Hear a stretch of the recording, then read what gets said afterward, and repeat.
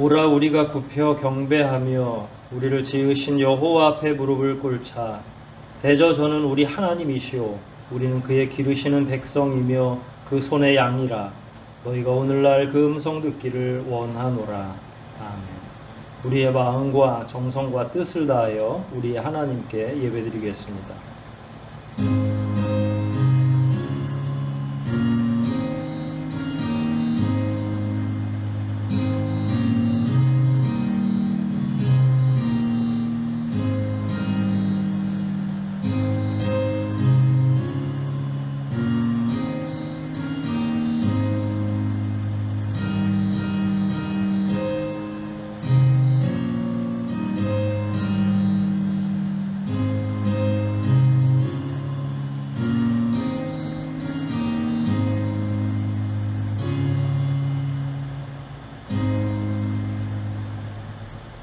자비하시고 거룩하신 아버지 하나님, 귀하신 그 은혜를 따라 지나간 한 주간도 주의 자녀들을 보살펴 주시고 이처럼 새로운 한 주를 주님 앞에 모이게 하시며 예배케 하시니 감사와 영광을 돌려옵나이다.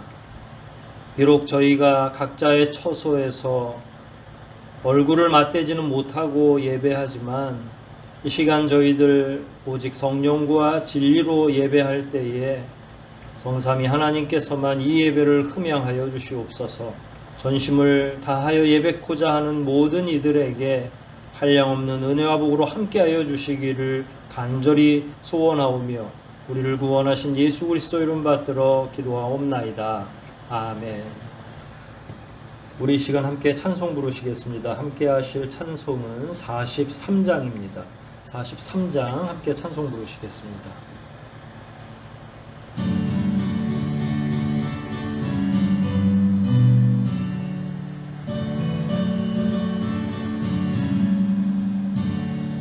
찬송으로 보답할 수 없는 큰 사랑 주님의 영광 할렐루야. 형제자매 모두 함께 모여 찬송해 주님의 영광 할렐루야. 하나님의 자녀여 크게 찬송 부르며 밝고 거룩한 길로 기쁨으로 나아가 주의 보좌 앞으로 속히 들어가겠네. 주님의 영광 할렐루야. 우리 받은 그 큰 은혜 말할 수 없네. 주님의 영광 할렐루야. 기쁜 찬송 부르면서 천국 가겠네. 주님의 영광 할렐루야. 하나님의 자녀여 크게 찬송 부르며 밝고 거룩한 길로 기쁨으로 나아가 주의 보좌 앞으로 속히 들어가겠네.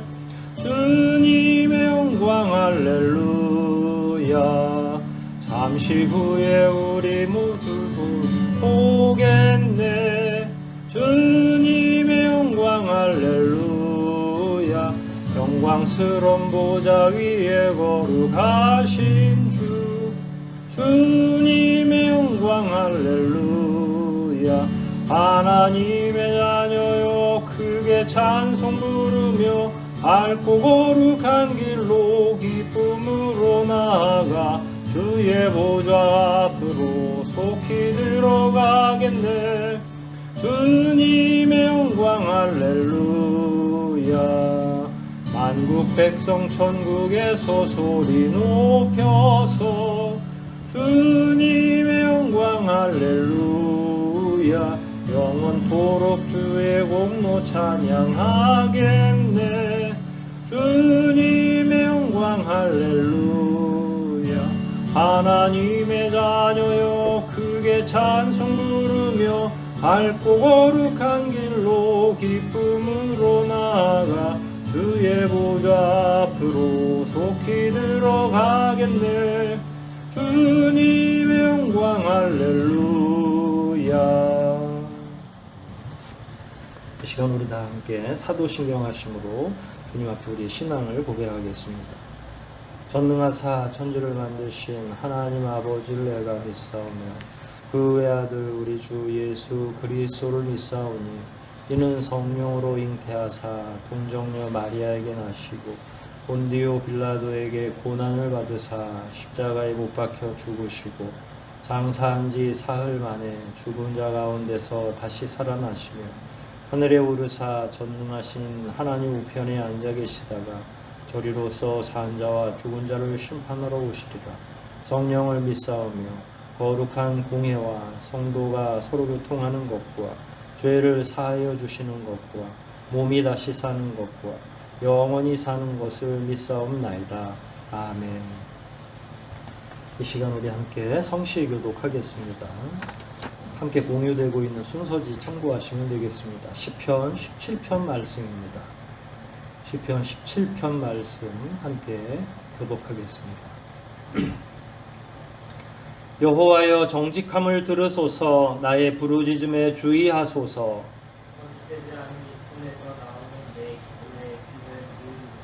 나의 판단을 주 앞에서 내시며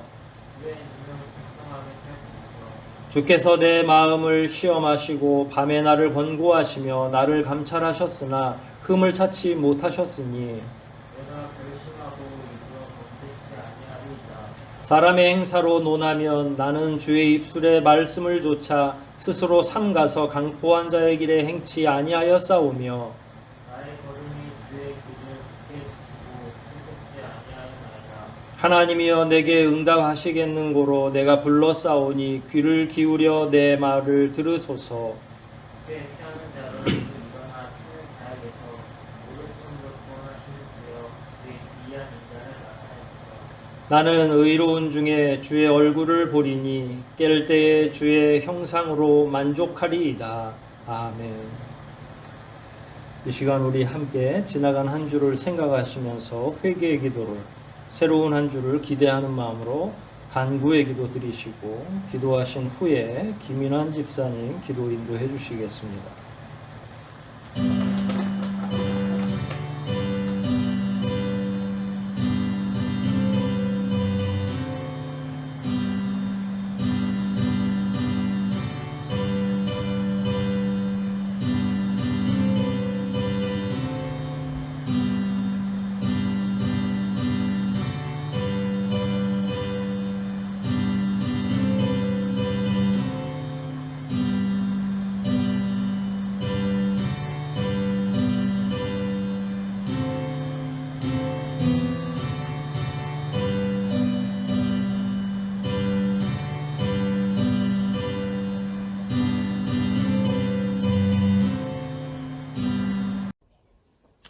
자비로우신 하나님 아버지, 오늘도 저희에게 은혜로운 주의를 허락하심을 감사드립니다. 우리의 마음을 모두 모아서 겸손과 순종으로 드리는 예배가 되게 하여 주시옵소서. 세상에 살며 사단의 유혹에 넘어져 주님을 잊고 지냈던 시간들을 모두 회개하게 하시고 모든 죄를 다 용서함 받아 정결한 마음으로 온전하신 주님 앞에 나아가도록 인도하여 주시옵소서. 무더웠던 여름이 한풀 꺾이고 조금은 시원한 바람이 불어오기 시작했습니다. 올해엔 작년과 같은 태풍과 많은 비로 인한 피해가 없게 하심을 감사드립니다. 2019년 여름 수련회를 은혜롭게 마친 뒤 벌써 2년째 코로나로 인해 여름 수련회를 못하게 되었습니다. 1년이면 진정되지 않을까 기대했었는데 내년 여름도 장담하지 못할 상황들이 이어지는 걸 보며 마음이 아픕니다.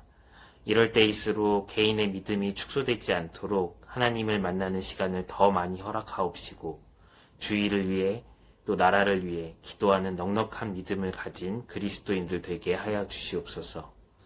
오늘도 말씀을 통해 하나님께서 부어주시는 은혜를 경험하고 세상에 나아가길 소원합니다. 말씀을 전하는 자, 듣는 자 모두에게 지혜를 허락하셔서 본인의 삶의 터전에서 살아갈 때 그리스도인의 모습이 어떠해야 하는지 말씀을 통해 깨닫게 하여 주시옵고 예수님이라면 어떻게 하실지를 삶의 매 순간 고민하고 묵상하는 그리스도인들 되게 하여 주시옵소서. 감사드리오며 예수님 이름으로 기도드립니다. 아멘. 하늘에 계신 우리 아버지여, 이름이 거룩히 여김을 받으시오며 나라에 임하옵시며 뜻이 하늘에서 이룬 것 같이 땅에서도 이루어지이다. 오늘날 우리에게 일용할 양식을 주옵시고 우리가 우리에게 죄 지은 자를 사하여 준 것 같이 우리 죄를 사하여 주옵시고 우리를 시험에 들게 하지 마옵시고 다만 악에서 구하옵소서. 대개 나라와 권세와 영광이 아버지께 영원히 있사옵나이다. 아멘.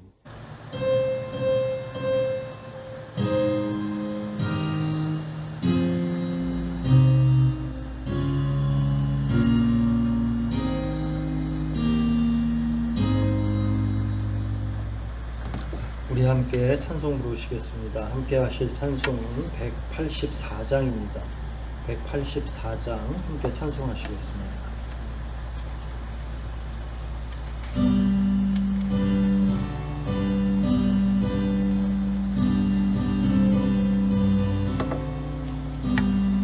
나의 죄를 씻기는 예수의 피밖에 없네. 다시 성쾌하기도 예수의 피밖에 없네. 예수의 흘린 피 날 희게 하오니 귀하고 귀하다. 예수의 피밖에 없네. 나를 정케 하기는 예수의 피밖에 없네. 사죄하는 증거도 예수의 피밖에 없네. 예수의 흘린 피 날 희게 하오니 귀하고 귀하다. 예수의 피밖에 없네. 나의 죄 속하기는 예수의 피밖에 없네. 나는 공로 없도다. 예수의 피밖에 없네. 예수의 흘린 피 날 희게 하오니 귀하고 귀하다. 예수의 피밖에 없네. 평안함과 소망은 예수의 피밖에 없네. 나의 의는 이것뿐 예수의 피밖에 없네.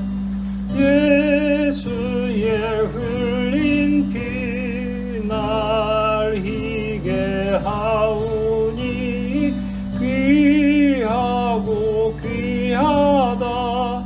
예수의 피밖에 없네.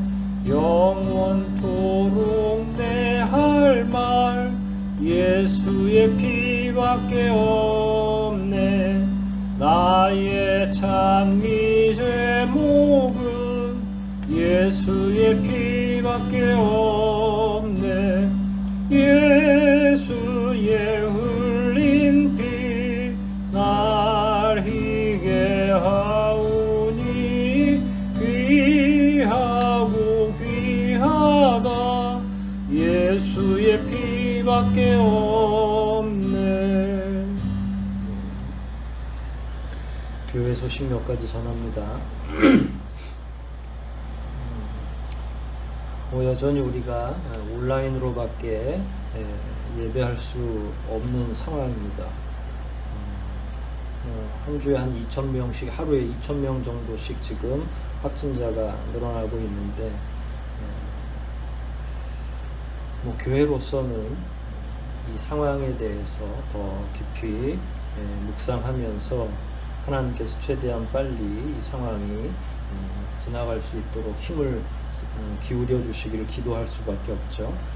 계속 기도해 주시고, 우리 각자의 건강뿐만 아니라 이럴 때일수록 연약한 분들, 육적으로도 연약하고 또 영적으로도 또 경제적으로도 더 어려움을 많이 겪는 분들이 바로 연약한 분들입니다. 그 연약한 분들을 위해서 계속 기도해 주시고 하나님께서 자비를 베푸시기를 간구해야 될 때인 줄 압니다. 함께 계속 기도로 동참해 주시기 바랍니다. 교회당 청소 방역도 해 주시고 청소도 잘 해 주셔서 감사드립니다. 앞으로도 계속 협조해 주시고 빈틈없이 잘 임해 주시면 감사하겠습니다. 공동체 기도 우리 세 가지 내용입니다. 함께 제공되고 있는 내용 가운데 포함되어 있으니 주보를 참고하시면 되겠습니다. 세 가지 함께 읽겠습니다. 공동체 기도 1. 세상 가운데 빛과 소금의 역할을 하며 거룩한 자녀로 살아가게 하소서. 2. 여전도의 임원들을 기억하여 주시고 기도하며 섬기는 자가 되게 하소서. 3. 코로나19 상황이 지속되는 가운데 하늘 소망교회 성도들과 그 가정을 지켜주소서. 아멘. 우리가 후원하는 선교사분들 계십니다. 그리고 그분들이 사역하는 그 나라와 그 민족도 있습니다. 계속 기도해 주시고 가장 위험한 지역에 지금 선교사님들이 계시는데 그분들 위해서 쉬지 않고 기도해 주시기 바랍니다. 우리가 운영하는 기관이 있고 그 기관의 직원분들이 있습니다. 그분들 위해서도 계속 기도해 주시고 지역아동센터 또 한동실 센터장 위해서도 기도해 주시기를 바랍니다. 이 시간 우리 준비한 헌상 하나님 앞에 올려놓습니다.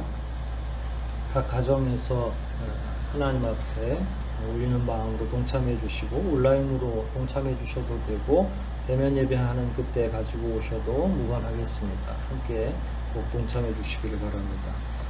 우리 한번 기도하시겠습니다.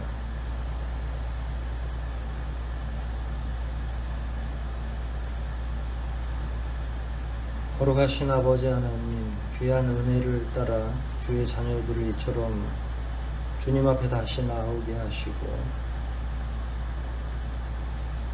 거룩해 하신 그 보혈의 공로를 힘입어 또한 예배에 참여할 수 있는 귀한 은혜를 베풀어 주시니 감사를 돌리옵나이다.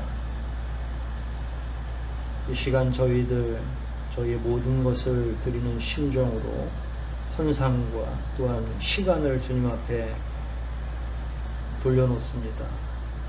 저희의 이 헌신의 표를 받아주시고 이 땅에서 드리는 헌상들이 하늘 창고에 쌓인 놀라운 은혜와 기적을 저희들이 늘 체험하며 살아갈 수 있도록 크신 은혜와 베푸시는 자비로 함께하여 주시기를 원하옵나이다. 저희들도 어렵고 부족하지만 주님 앞에 저희의 모든 것을 드리는 심령으로 감사의 예물 또한 11조 그리고 여러 제목의 헌상들을 주님 앞에 돌려놓사오니 이 모든 헌상들이 제대로 잘 소용될 수 있도록 도와주시고 특별히 복음 증거가 어려운 이 시대에 한 영혼이라도 구원하는 데 사용될 수 있도록 귀한 은혜로 덧입혀 주시옵소서. 하나님, 이 시간 우리 연약한 성도들을 위해 기도합니다. 육적으로도 그렇고 영적으로 연약한 성도들이 있사옵나이까. 그들의 이름을 친히 불러주시고 그들의 환처에 손을 얹어주시고 안수하여 주실 뿐만 아니라 나음을 입을 수 있는 귀한 은혜를 베풀어 주시옵소서. 육신뿐만 아니라 그 영도 강건하게 어루만져 주시기를 원하오니 각자 자신의 삶의 현장에서 더욱더 담대하게 살아갈 수 있는 겸비한 영을 허락하여 주시고 담대하게 살아갈 때, 특별히 말씀으로 담대하게 살아갈 때에 성령 하나님께서 인쳐주시고 더욱더 세상의 소금과 빛이 되는 삶으로 연장해 나갈 수 있도록 그 삶을 확장시켜 주시기를 원하옵나이다. 벌써 코로나19 사태가 2년을 넘어서고 있습니다. 지난 한 해도 그랬고 올 한 해도 어느덧 절반 이상이 지나가고 있는데 이런 상황에서 과연 믿는 자들이 어떻게 묵상하고 어떻게 살아가야 되는지에 대한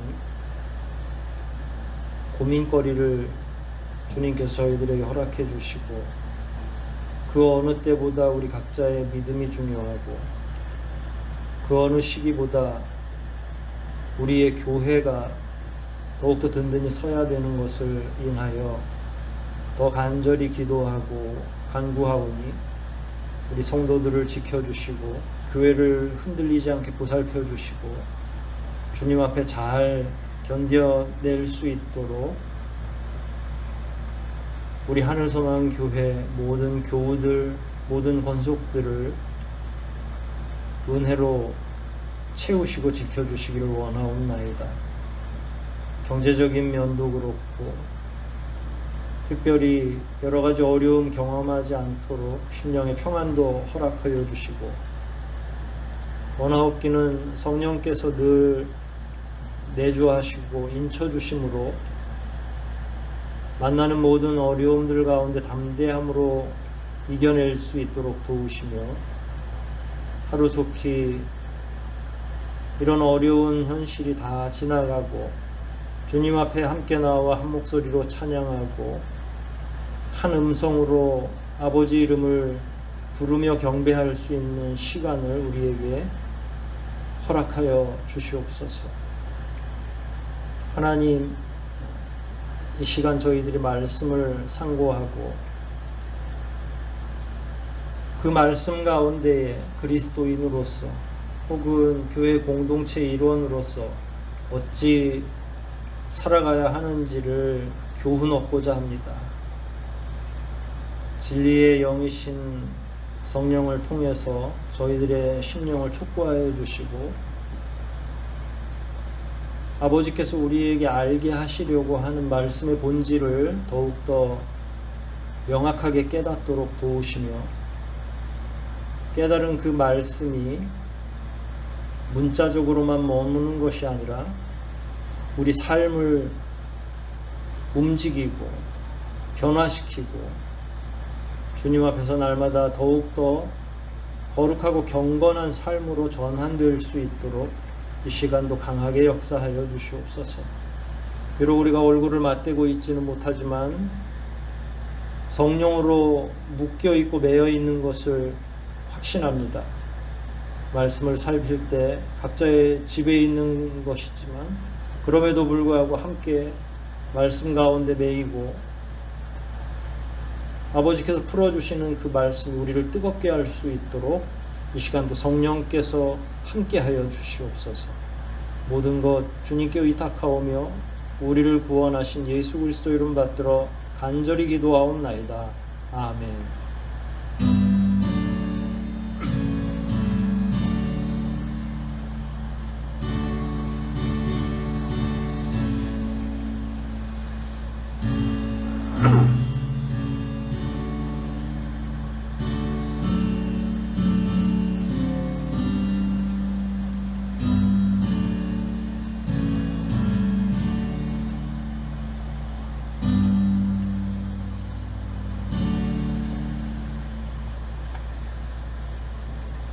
우리 성경 말씀 찾아서 함께 읽겠습니다.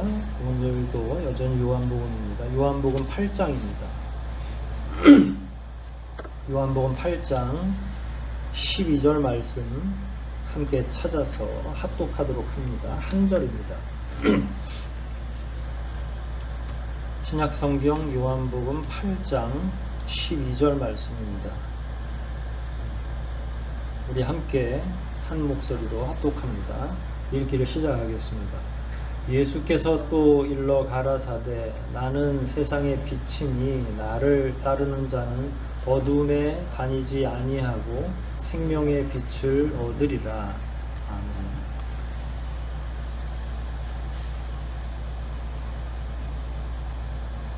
지난주에 우리는 예수님의 스스로를 일컬어서 나는 생명의 떡, 일종의 우리말로 표현하면 나는 생명을 주는 양식, 밥이다 이렇게 표현했다고 공부를 했고요. 오늘은 그 다음 말씀입니다. 나는 세상의 빛이다 라는 말씀을 토대로 해서 한번 이야기를 나누려고 합니다. 방금 읽은 것처럼 예수님은 사람들에게 스스로를 일컬어서 나는 세상의 빛이다 라고 말씀하셨습니다. 요한복음이 특별하다는 건 매번 말씀드리는 가운데 있고요.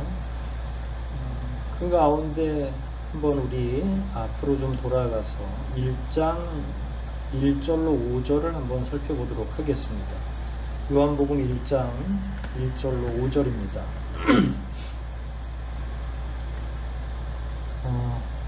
눈으로 읽으셔도 되고 따라서 함께 읽으셔도 됩니다. 1절부터 5절까지를 연속적으로 읽겠습니다. 아마 우리 오늘 제목이 나는 세상의 빛이니라고 했으니까 분명히 그 공통점을 찾으실 수 있으리라 생각이 됩니다. 1절부터 제가 읽어 올리겠습니다.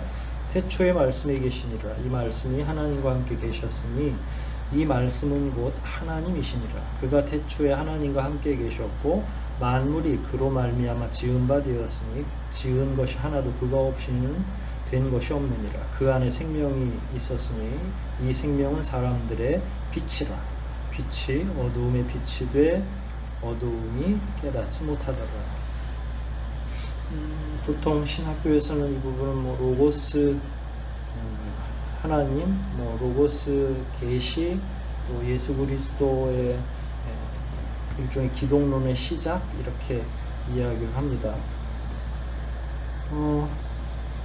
요한복음 1장 시작하자마자 이 말씀을 하고 있죠. 예수님이 어떤 분이셨는지를 조금 어렵지만 이렇게 설명을 요한이 해놓은 건데, 사실 다른 복음서들 같은 경우 마태, 마가, 누가 할 경우에 요한을 제외하고 세 개의 복음서는 앞부분을 이렇게 살펴보면, 특히 1장부터 이렇게 조금 전반부의 내용들을 살펴보면 어떤 내용들이 담겨져 있습니까? 확인하지 않으셔도 기억 속에 존재하는 걸 이렇게 생각을 해보시면 예수님의 일대기를 쭉 복음서가 그려내고 있으니까 맨 앞에는 무슨 내용이 있을 것 같습니까? 예수님의 탄생과 관련해서 이야기하고 있죠. 예수님이 누구와 누구 사이에서 탄생하셨는지, 어느 동네에서 탄생하셨는지, 탄생할 때 누가 와서 축하하고 복을 빌었는지, 이런 내용들이 우리가 잘 알고 있는 내용들이 마태, 마가, 누가 복음서의 앞부분에 기록이 대부분 되어 있습니다. 그런데 요한은 그런 말씀 없이 바로 오늘 방금 전에 읽은 1절로 5절까지의 내용으로 대체하고 있죠. 어쩌면 요한은 이 내용이 예수님의 더 오래된 기원, 그러니까 다른 복음서의 저자들은 예수님이 육신으로 오신 것만을 그 기원을 따진 거라면, 요한은 이 땅에 오시기 이전부터의 기원, 과연 독생자 예수 그리스도는 어떤 분이신지를 명확하게 드러내기 위해서, 그래서 예수님의 기원을 따지고 들어간 거고, 어디에 계셨고 언제부터 존재하셨는지, 또 어떤 존재로 계셨는지, 이런 내용들을 요한이 1절부터 5절까지 쭉 이야기를 한 거죠. 로고스였고 말씀이 함께 계셨다 할 때 이 말씀을 로고스라고 하는데, 그 로고스로 계셨는데 뿐만 아니라 빛으로도, 빛이라고 일컬을 수 있는 빛으로도 계셨다, 이렇게 오늘 방금 전에 읽었던 1절 5절까지 내용과도 포함되어 있습니다. 시간과 공간을 초월하는 방식의 서술이죠. 사람들은 이 내용이 어떤 것인지를 명확하게 이해할 수는 없었겠죠. 태초가 어떤 시작인지도 잘 알 수가 없었을 수도 있습니다. 그럼에도 불구하고 요한은 이렇게 명확하게 기록을 한 거죠. 시공을 초월해서 계셨고 빛으로도 계셨다. 물론 은유적인 표현이겠죠. 로고스와 또 빛으로 계셨다라고 하는 걸 실제로 뭐 언어로 계신 건 아니죠. 뭐 이성, 로고스를 이성이라고도 해석을 하는데 이성이라고 할 수도 없고요. 그 말씀이 다 포용할 수 없는 예수님의 성품이 계시는 거예요. 예수님이 가지고 계신. 그러니까 그런 부분을 은유적으로 표현했을 때 우리가 1장에서 방금 전에 읽었던 그런 용어들로 대충 인생들이 사용하는 용어들로는 그 정도 이렇게 해설할 수 있다라는 내용이고요. 당연히 은유적인 거니까 실제로 본질적인 뜻은 이제 차츰 살펴볼 수 있겠죠. 여하튼 오늘 우리는 예수님이 스스로 말씀하신 것처럼 나는 세상의 빛이다 라고 하신 이 말씀을 한번 공부해 보려고 합니다. 먼저 다시 8장으로 돌아가서 8장 12절 이전의 내용들 한번 공부를 해보도록 하겠습니다. 어떤 상황에서 누구를 대상으로 주변에 누가 있을 때 이 말씀을 하신 건가, 그 내용도 좀 살펴보는 게 본문의 의미를 더욱 확실히 아는 하나의 방법이 되겠죠. 8장 1절로 이렇게 보면 서기관과 바리새인들이 있다. 서기관과 바리새인들은 예수님의 적대자죠. 대적자들입니다. 그 사람들이 예수님을 찾아왔는데 올 때 그냥 온 게 아니라 현장에서 간음하다가 발각된 여자를 끌고 왔습니다. 서기관과 바리새인은 왜 왔을까요? 본문 내용 자체를 읽을 필요도 없이 이 사람들은 예수님하고 적대적인 사람들이니까 예수님에게 유익한 말을 해주기 위해서 왔을 리는 만무하겠죠. 예수님을 곤란하게 하고 예수님을 함정에 빠뜨리려고 온 것이 분명합니다. 현장에서 간음한 여인을 잡아 가지고 왔고, 그리고 심지어 본인들이 스스로가 모세 율법을 이야기하면서 예수님한테 어떻게 했으면 좋겠냐라고 묻습니다. 모세 율법에는 이렇게 현장에서 간음하다가 발각된 여인은 그 자리에서 돌로 치라고 했다. 그러면 당신은 이 여인을 어떻게 했으면 좋겠는가 라고 하면서, 그러니까 설명도, 율법적 설명도 서기관과 바리새인들이 이미 결론을 다 내리고 온 거죠. 원래 돌로 치라고 했는데 어떻게 하는 게 좋겠나. 당신이 랍비라고 하니까, 선생이라고 거기 표현되어 있거든요. 선생은 과연 이 문제를 어떻게 이해하고 해결하겠나라는 거예요. 예수님은 만약에 우리 같으면 이런 질문에 굉장히 그 딜레마에 빠질 수 있겠죠. 해결하기 어려운 걸 보통 딜레마라고 이야기하죠. 왜 해결할 수 없는가?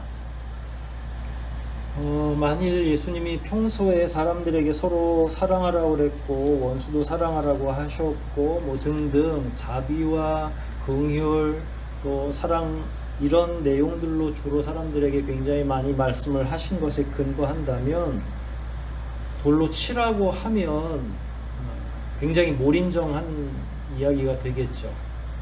그리고 예수님은 사실은 이 땅에 오셔서 공생애를 사는 동안에 이미 여러 차례 기존의 율법을 초월하는, 뭐 마태복음 앞부분에 나오는 산상수훈도 그렇고 사람들이 가지고 있는 율법을 초월하는 방식의 해석들을 이미 여러 차례 하셨어요.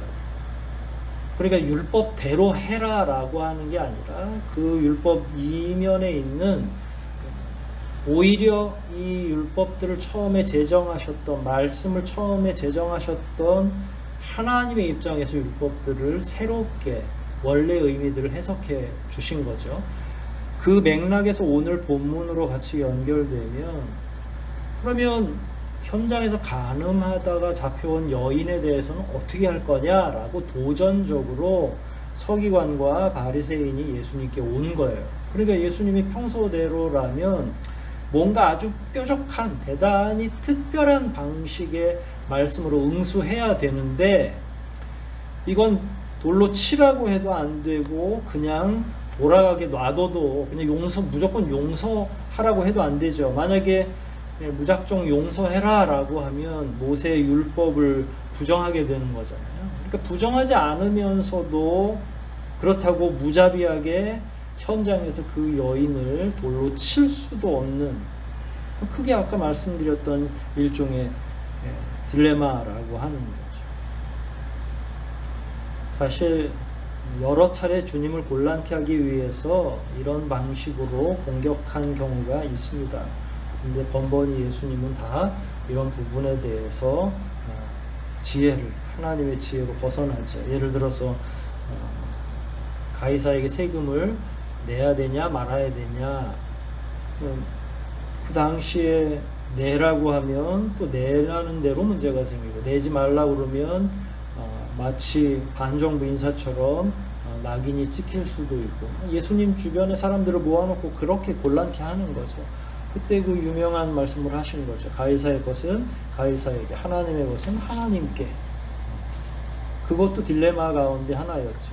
오늘 본문도 마찬가지죠. 아마 서기관이나 바리새인들은 속으로 본인들이 보기 좋게 예수님을 한 방 먹였다 이렇게 생각할 수도 있겠죠. 승리를 예감할 수도 있었을 겁니다.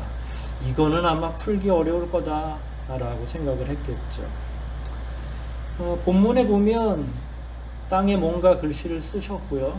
그 다음에 대답한 다음에도 뭔가 또 계속 쓰기를 시작하셨는데, 사람들이 이것과 관련해서 여러 가지 예측을 하죠. 뭘 쓰셨을까? 땅에 쓰신 게 뭘까?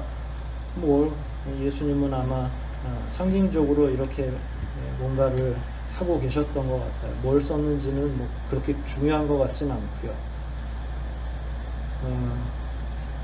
아마 그 쓰는 행위 자체가 서기관과 바리새인들 입장에서는 문제를 굉장히 어렵게 낸 건데, 예수님은 그냥 평소에 뭔가 이렇게 땅에다가 극적극적 쓰시고 그야말로 평범한 행동을 하고 계셨다가 즉시 대답하신 다음에 다시 또 평범한 일상으로 돌아가는, 그런 걸 통해서 너희들이 내는 그 정도의 문제는 문제도 아니다 라고 하는 걸 보여주시려고 그런 건지는 모르지만, 여하튼 뭘 쓰셨는지 자체는 중요하지 않고, 쓰시다가 중단하고서 말씀을 해주고 다시 또 글씨를 쓰시는, 일상으로 돌아가시는 일을 하시지. 여하튼 예수님께서는 대답을 했습니다. 어떤 대답을 했습니까? 조금 시간차를 두고서 읽는 것으로 여러분 이해하시면 돼요. 예수님께서는 돌로 치라고 하셨어요. 물론 우리는 그 뒤에 뭔 얘기가 있는지 다 알죠. 사실 돌로 치라 하는 건 모두에게 다 깜짝 놀랄 일이죠. 예수님의 성정으로 봐도 놀랄 일이고, 바리새인이나 서기관들도 예측하기 어려웠을 수도 있어요. 왜냐하면 예수님의 성품상으로는 오히려 돌로 치라기보다는 어떻게 해서든지 그 사건을 무마하려고 할 것이다 라고 예측했을 거예요. 근데 예수님은 당장 돌로 치라라고 하셨어요. 다만 이제 연결되는 거죠. 죄 없는 자가 돌로 치라라는. 그러니까 율법을 수행하라. 원래 모세 율법에 그렇게 써 있으면 수행하라. 하지만 그 율법을 수행할 때 그 율법의 원래의 정신, 그리고 그 수행하는 과정은 하나님이 율법을 처음에 세우셨을 때의 근거에서 수행하라라고 하는 거예요. 이 말 자체가. 죄 없는 자가 돌로 치라라고 하는 건 율법을 중단시키지 않고 죄 없는 자가 치라라고 하심으로 인해서 사람들이 하나님의 율법을 어떻게 이해해야 되는지에 대한 지평을 넓혀주신 거다 하는 거죠. 당시 공공연하게 바리새인과 서기관들은 이 율법을 동원해서 사람들을 단죄했죠. 유대교를 형성하고 나서부터는 더욱 공고하게 율법을 이용해 먹었습니다. 예수님께서는 그걸 지금도 그렇고 언제든지 깨트리고 계시는 거죠. 율법의 진짜 목적과 그걸 이행하는 과정, 그것이 과연 어떠해야 하는지를 이야기하시는 거죠. 처벌 자체를 못하게 하시지 않아요. 처벌하지만 적어도 그 처벌 과정에서 반드시 먼저 기억해야 될 건 서로 우리 모든 이들의 인생이 얼마나 연약한 것인지를 서로 이해하고 율법으로 처벌하라라는 거예요. 오늘 본문 말씀에 모든 사람들이 다 간음을 경험했다 이런 의미는 아니지만 그 간음을 돌로 칠 정도로 우리는 맑고 깨끗하지 않다. 즉 모두 죄인이다라는 거예요.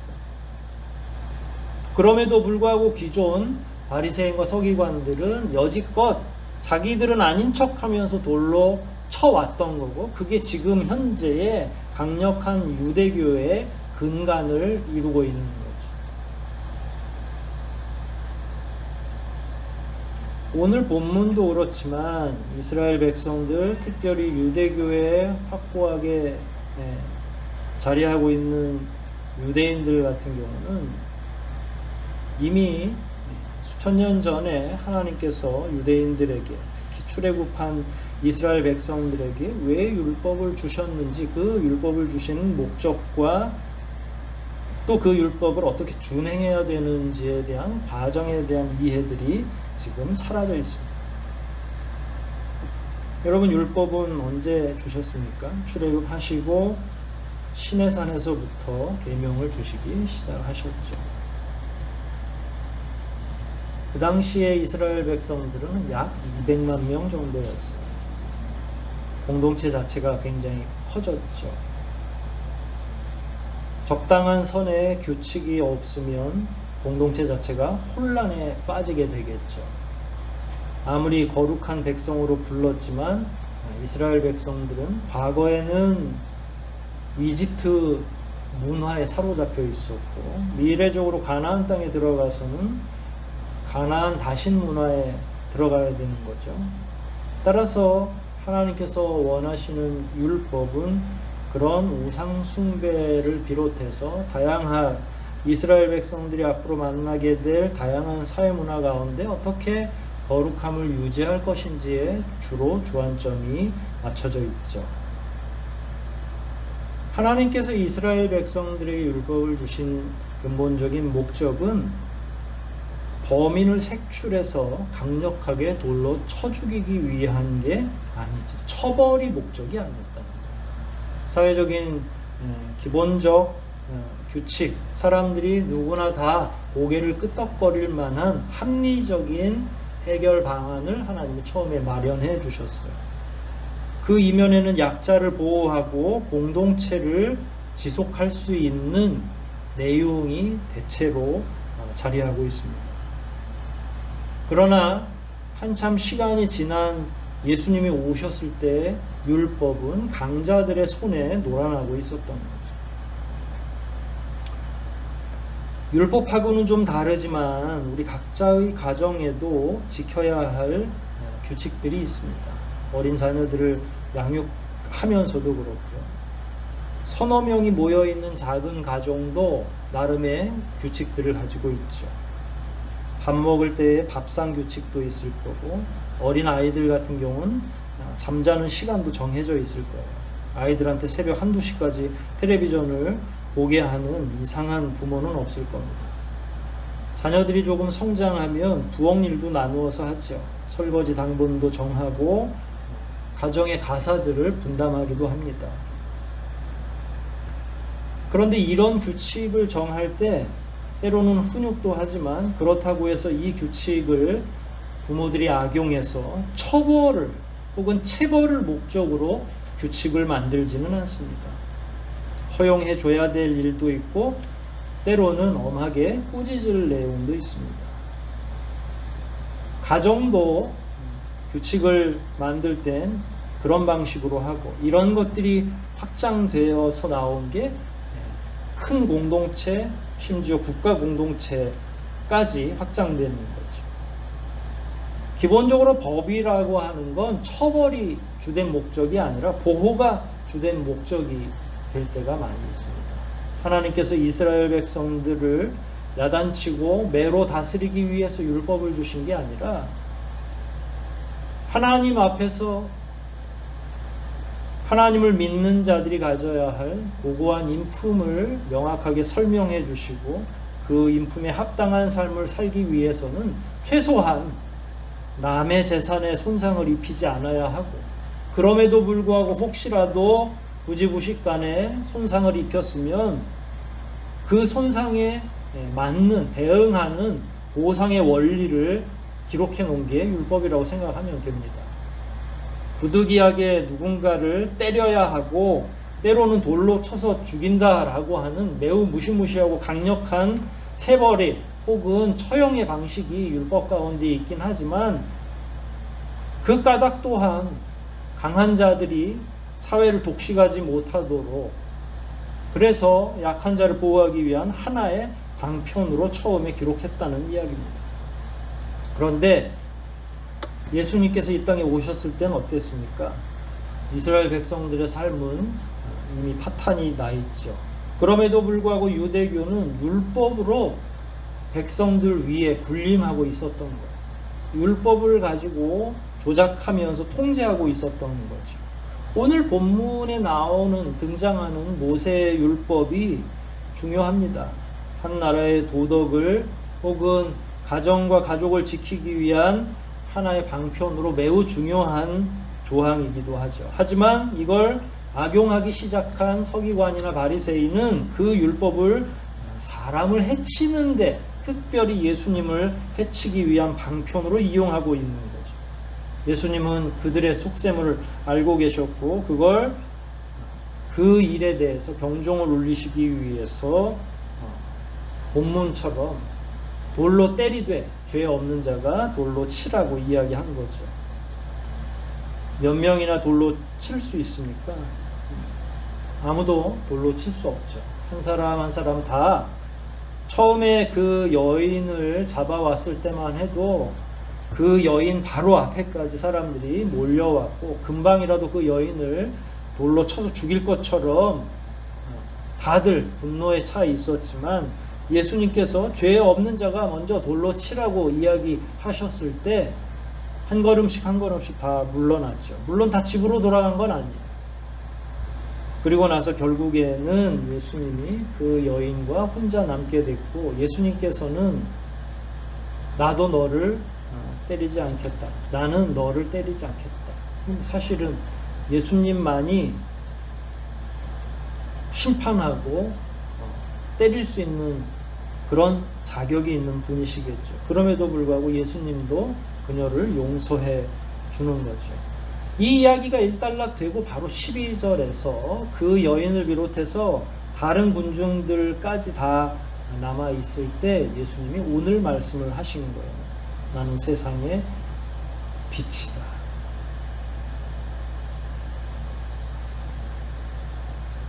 그리고 나서 빛이다라고 하시고 본문 가운데 이렇게 보면 어두움이라는 것을 언급하죠. 예수님의 반대편에 서 있는 걸 어둠이라고 이야기하는 겁니다. 조금 더 확대 해석하면 예수님이 빛이면 지금 예수님을 공격하려고 왔던 서기관과 바리새인은 어디에 속해 있는 겁니까? 어둠에 속해 있는 거죠. 사실 예수님은 사람들 앞에 파당을 지으려고 하진 않았지만 영적으로는 명확하게 그 사이가 갈라져 있다는 걸 말씀하고 계십니다. 나는 빛이라고 말씀해 주신 뒤에 나를 따르는 자는 어둠에 다니지 않는다 라고 아주 명백하게 규정하고 있다는 거예요. 빛과 어둠은 함께 할 수 없습니다. 공존할 수 없다라고 하는 거예요. 예수 그리스도를 추종하면 어두움에서 벗어날 수밖에 없는 거예요. 어두움이면서 동시에 빛일 수는 없죠. 빛에 있는데 어두움 가운데 또 있다고 말할 수는 없죠. 물론 그걸 속여서 우리가 예수를 믿는다 하면서도 어두움에 속한 일을 할 수는 있죠. 그러나 그건 진정한 정체성이 아니라 속이는 거예요. 속일 수는 있겠죠. 하지만 진정한 정체성으로서 양쪽에 속해 있을 수는 없어요. 어느 곳이든 속해 있어야 되는 거죠. 다행히 우리의 과거는 어두웠는지 모르지만 미래, 우리의 지금과 미래는 빛 가운데 살 수 있습니다. 예수님은 그 여인에게도 또 우리에게도 동일한 방식으로 요구하십니다. 예수님은 그 여인의 과거에 대해서 캐묻지 아니하시고 12절처럼 말씀하신 거죠. 빛에 거하라, 나를 따라라. 대신 빛에 거하는 사람은 어둠에 다니지 않는다라고. 과거의 시간들을 단절하고 주님 안으로 들어오도록 요구하는 거죠.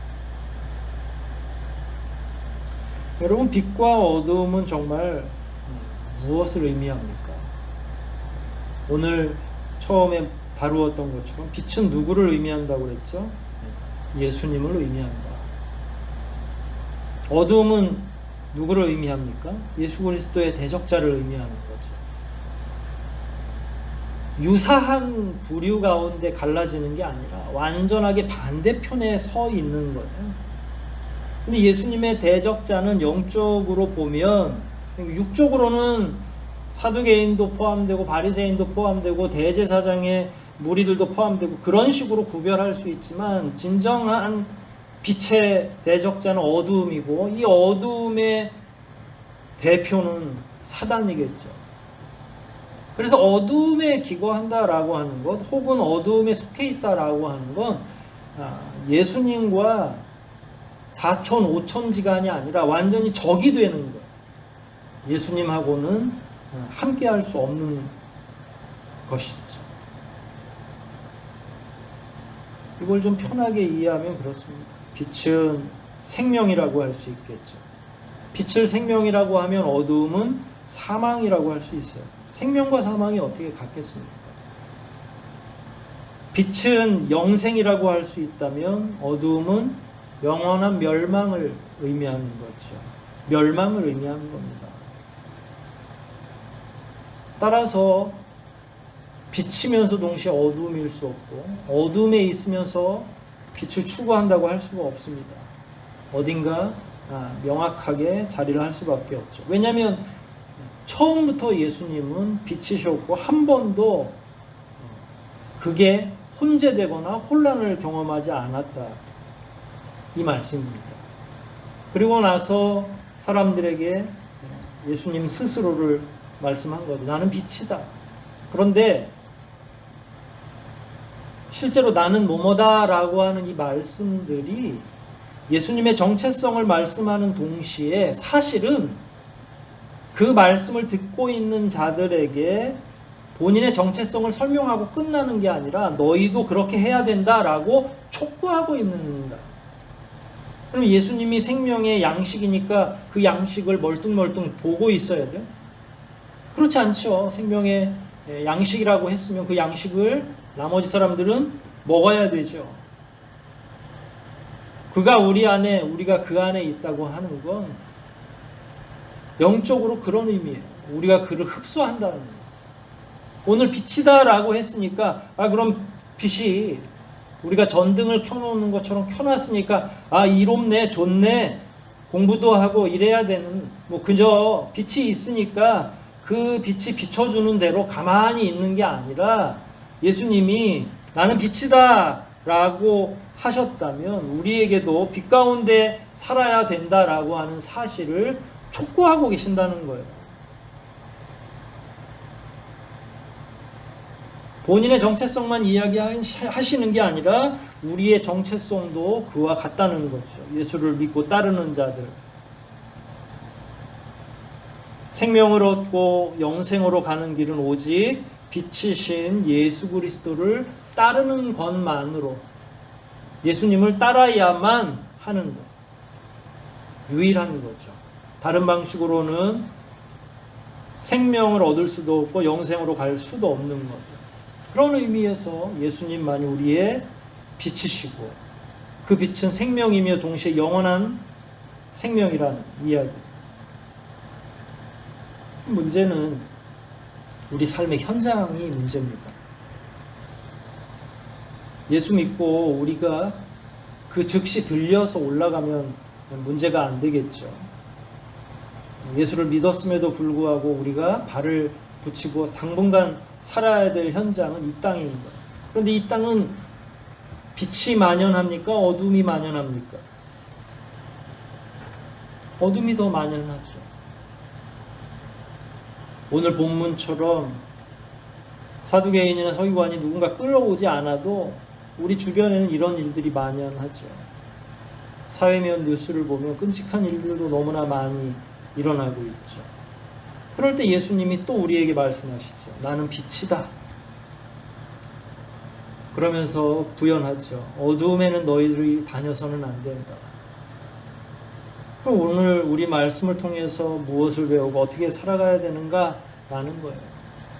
여러분, 우린 예수님을 통해서, 이 말씀들을 통해서 교회론을 배우기 시작했다고 말씀을 드렸습니다. 교회란 어떤 곳입니까? 바로 그리스도 개개인 그리고 교회 공동체로 모인 모든 이들은 결국은 빛 대신 예수 그리스도를 추종하는 자들의 모임인 거죠. 추종하면서 동시에 빛이어야 되는 거예요. 이거는 굉장히 확고한 일이죠. 빛이어도 되고 어둠에 잠깐 있어도 상관없는 그런 어중간한 존재가 아니라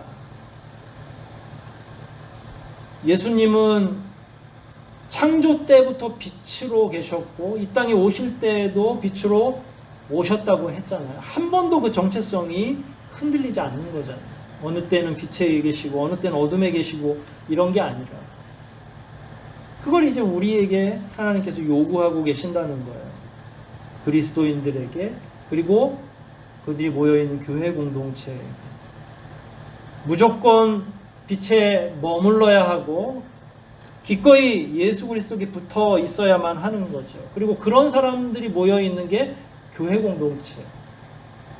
그 교회가 환해야 되는 거예요. 빛으로 정체성을 삼고 있는 사람들이 모여있는 곳이니까. 그런데 말씀드린 것처럼 세상에는 어둠이 만연해 있고 교회도 불완전하죠. 완전하고 영원한 건 하나님 나라밖에 없으니까 이 땅에 살아가는 동안에는 불완전함이 존재할 수밖에 없는 거예요. 그럼에도 불구하고 끊임없이 계속 이 말씀을 묵상할 수밖에 없는 거죠. 왜냐하면 이게 우리의 정체성이니까. 예수 믿기 전까지는 우리는 어둠에 속해 있었는지는 모르지만 예수를 믿고 난 다음에는 그를 추종하는 거예요. 그가 예수고 예수가 곧 빛이니까 우리는 뭘 추종해요? 빛을 추종하는 거죠. 그래서 교회는 개인적으로든 공동체적으로든 쉬지 않고 어둠을 몰아내는 과정 중에 있는 거예요. 빛 가운데 진리를 추구하는 과정 중에 있는 거죠.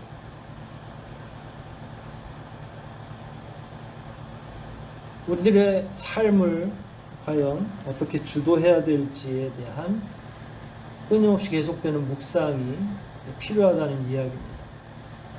우리는 예수 믿고 그 믿음 가지고 세례 받으면 어떻게 보면 큰 행사가 다 끝났다고 생각하고 그 다음에 전투적인 삶이 확연하게 줄어들죠.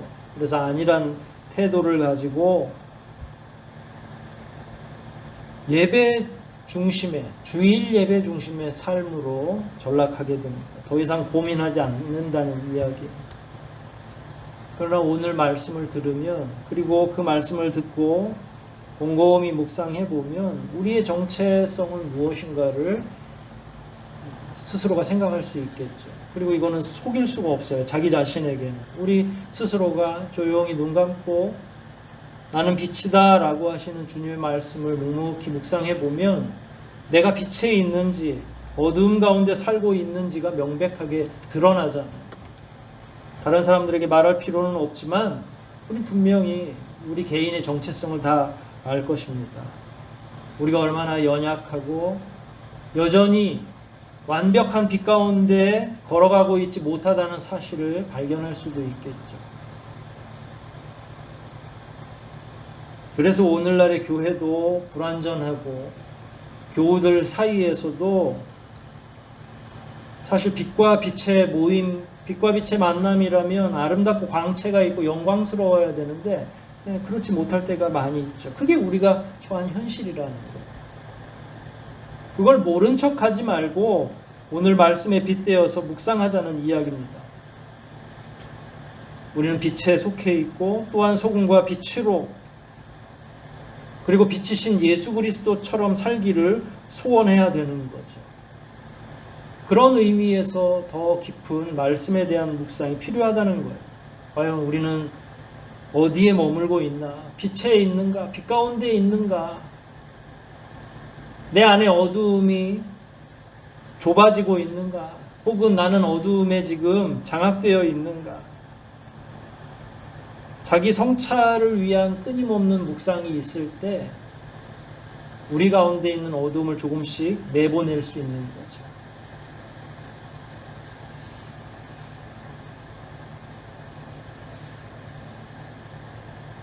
저는 우리가 이 부분과 관련해서 아닌 척 하지 않기를 바랍니다.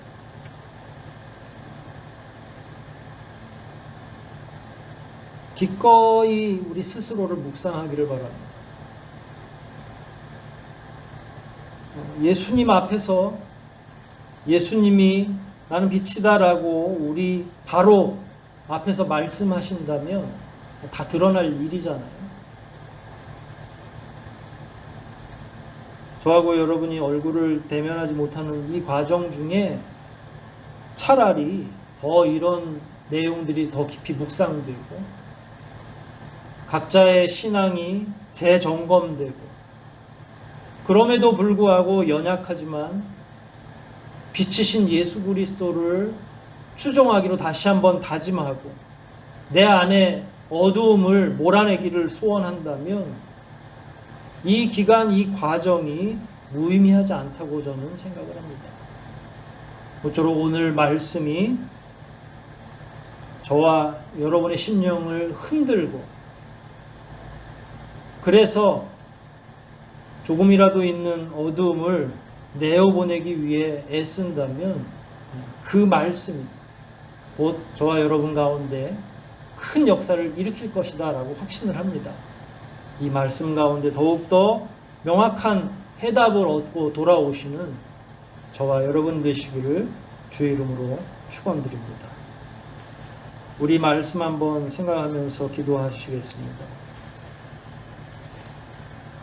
나는 세상의 빛이다 라고 하신 그 말씀,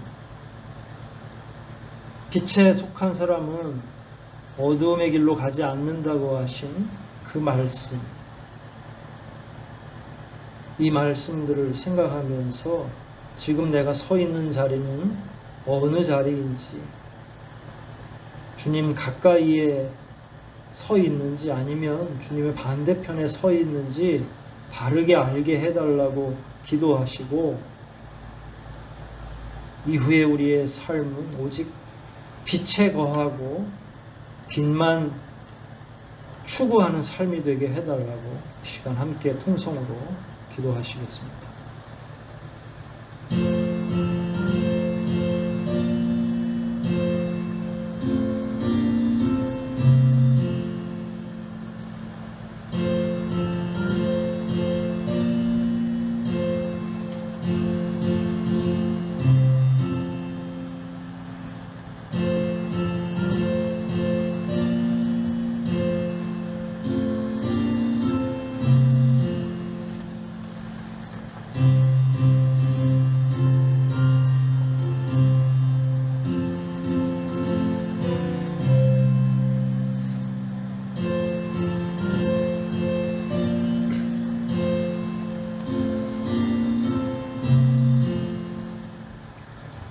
하나님 아버지 감사합니다.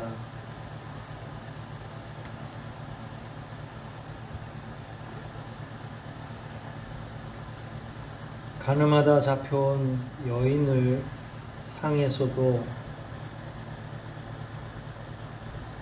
끝내 자비하신 하나님의 성품으로 대해 주시고 율법의 참 의미를 알려주신 그 귀한 뜻을 저희가 새기며 여전히 빛과 어둠 가운데 서성이고 있는 저희들 역시 주님의 그 자비하심으로 다시 한번 용서해 주시기를 간구하오니 성령께서 저희들을 정결케 해주시고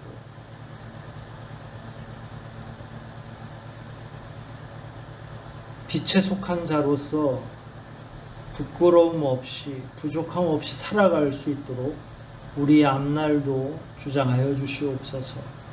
지금은 부족하고 연약하고 여기저기를 기웃거리는 그런 영이지만 더욱더 주님 안에서 단단하여지고 오직 빛 가운데만 거하는 저희 모든 성도들 될 수 있도록 크신 능력으로 함께하여 주시옵소서.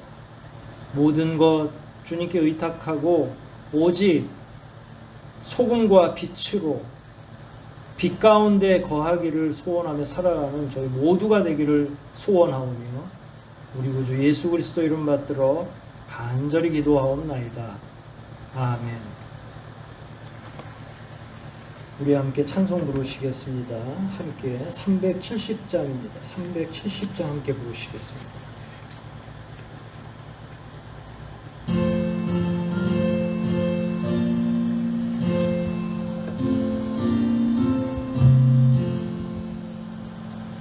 어두운 밤 시대리니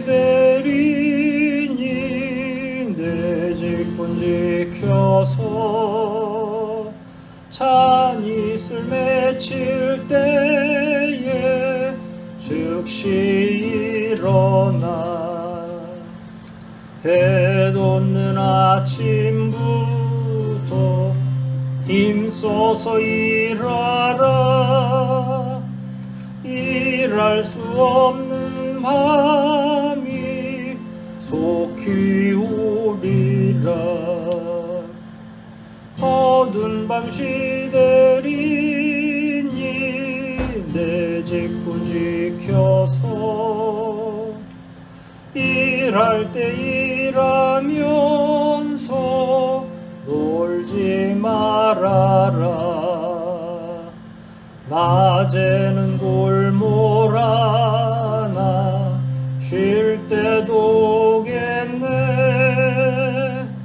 일할 수 없는 밤이 속히 오리라. 어두운 밤 시대리니 내 직분 지켜서 지는 해 비낀 볕에 힘써 일하고 그 빛이 닿아여서 어둡게 되어도 알 수만 있는 대로 힘써 일하라. 구주 예수 그리스도의 은혜와 하나님 아버지의 무한하신 사랑과 교제케 하시는 성령님의 감화 감동 교통하심이 빛의 자녀로 또한 예수 그리스도를 충실히 추종하는 주의 청지기로 살기를 소원하며 여전히 자기 삶 안에서 더욱더 하나님 앞으로 나아가기를 소원하는 주의 모든 사랑하는 자녀들과 그 가정과 속한 사업장과 이 교회와 그리고 하나님께서 특별히 사랑하시는 이 나라와 이 민족 위에 지금부터 영원토록 함께 있어지이다. 아멘.